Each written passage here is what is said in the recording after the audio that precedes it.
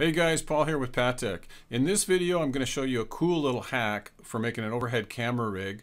I don't know why I didn't think about it before, but you could use, like I have a Wally pole set up here, and you could use an extension arm, but I wasn't using this PhotoFlex LiteReach pole, and so I thought I'd put it to work. So really all you need is a PhotoFlex LiteReach pole. This is a 31 inch, a small ball head,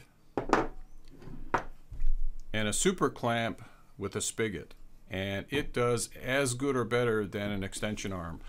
So let's jump in and we'll have a look and see what you think.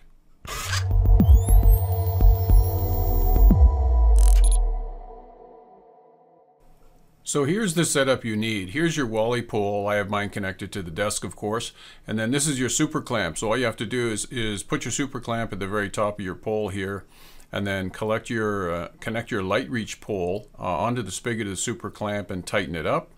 And then with this knob here, you've got the ability to extend the shaft in or out. So depending on how far you need your camera from the pole, you've got total adjustment. And then your ball head fits on here with a 1/4-20 thread, which connects up to your camera. In my case, it's a G85, so that kind of tells you that this is a solid setup. And I find this setup to be more rigid than the actual Wally arm extension arms. Seems to work a lot easier. And let's take a look at the actual setup that I have. Okay, so here's the setup. Here's your super clamp, connects to the LiteReach pole. LiteReach pole has an adjustment on it. Just loosen the arm here. You've got 31 inches total adjustment, and just depends on how far you want your camera from the Wally pole. But then just use an inexpensive ball head. I had one laying around, and it makes it really handy for taking the camera on and off, as you can see.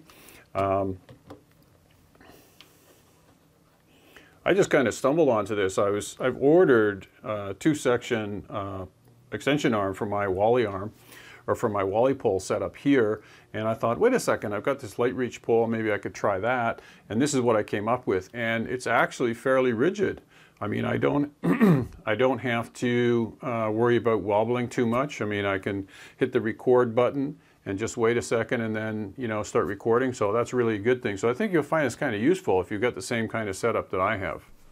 Okay, so the key to this setup is obviously the LiteReach pole, which you can get off eBay for about 20 bucks. But if you want to buy the actual system itself, it comes with this steel. So I just open this up like so, like you see here, and then